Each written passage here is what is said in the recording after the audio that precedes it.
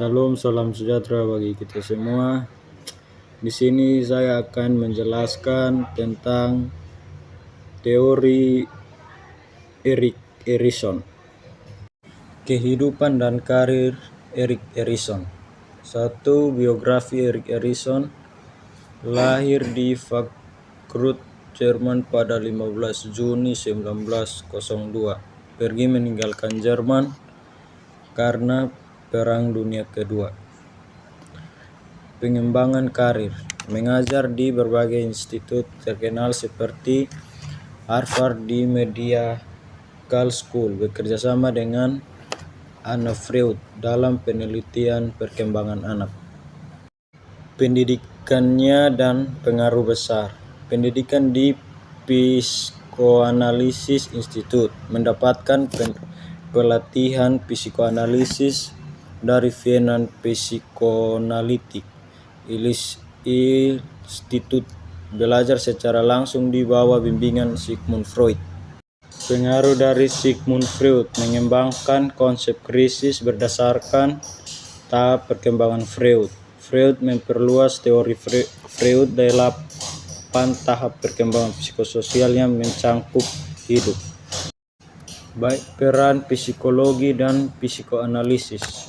1. Kontribusi pada psikologi, menciptakan teori yang menyatukan aspek psikologis dan sosial dalam perkembangan manusia, memperkenalkan konsep identitas dan krisis identitas. Dampak di dunia psikoterapi. Psikoterapi anak dan remaja dipengaruhi oleh tahap perkembangan Erikson, menekankan pentingnya resolusi krisis psikososial untuk kesehatan mental. Prinsip dasar psikososial. Definisi teori psikososial. Yang pertama, penyatuan aspek dan psikologis dan sosial, menjelaskan bagaimana psikologis dan sosial saling mempengaruhi sepanjang hidup, menekankan pentingnya lingkungan sosial dalam pembentukan kepribadian. Yang kedua, fokus dalam pertumbuhan dan perkembangan seumur hidup. Teori mencangkup 8 tahap dari lahir sampai mati. Setiap tahap memiliki krisis yang harus diselesaikan untuk perkembangan positif. Instrumen penelitian. Pengaruh Freud pada teori Erikson. Erikson memakai dasar konsep psikoanalisis Freud, mendesain ulang tahap Freud, memperluasnya untuk memasukkan faktor sosial dan kultural. Prinsip-prinsip utama. 1. Erikson berargumen bahwa epigenetik, di mana setiap individu mengalami 8 tahap perkembangan yang ditentukan oleh keberhasilan atau kegagalan dalam menyelesaikan konflik psikososial di setiap tahap. Yang kedua, krisis psikososial. Setiap tahap ditandai dengan krisis psikososial yang harus diselesaikan.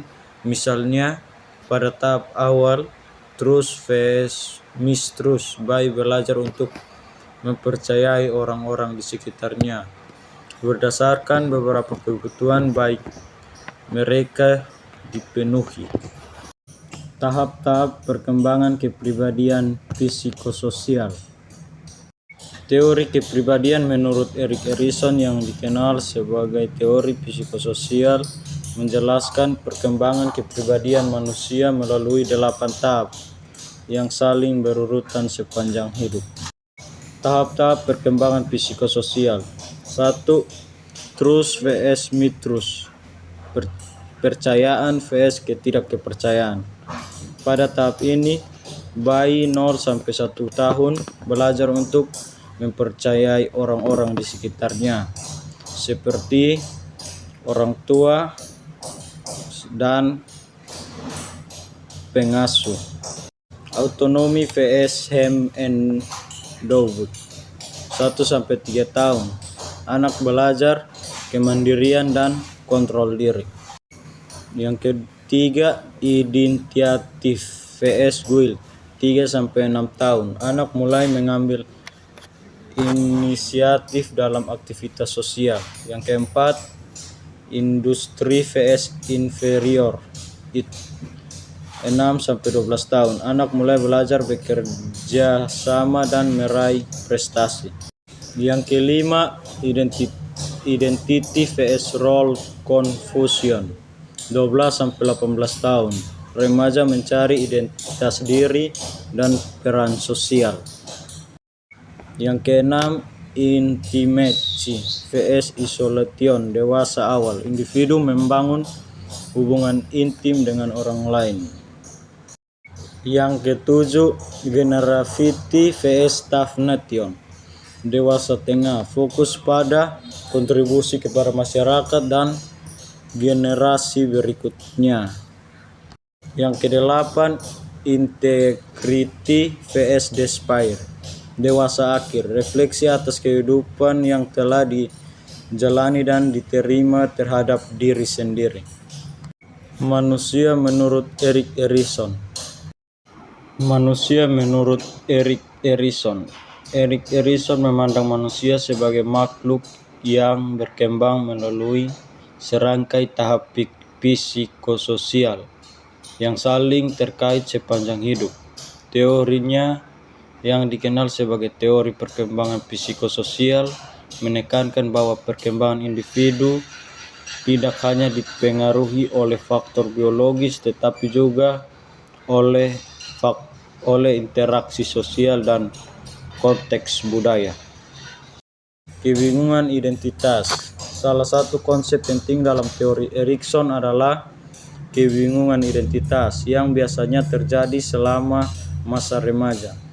Ini adalah di mana individu mulai mengeksplorasi berbagai aspek dan ciri-ciri mereka seperti nilai-nilai kepercayaan dan tujuan hidup. Kebingungan identitas terjadi ketika individu tidak dapat menemukan atau membentuk identitas yang positif. Menurut Erikson, penjelasan ini, krisis identitas ini sangat penting untuk perkembangan kepribadian yang sehat.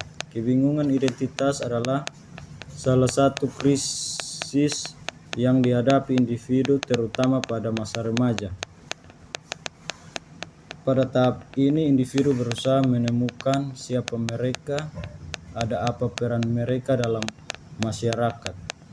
Jika individu berhasil mengatasi krisis ini, mereka akan mengembangkan identitas yang kuat. Namun jika gagal, mereka akan mengalami kebingungan identitas yang mengakibatkan timbulnya tentang diri mereka dan tujuan hidup.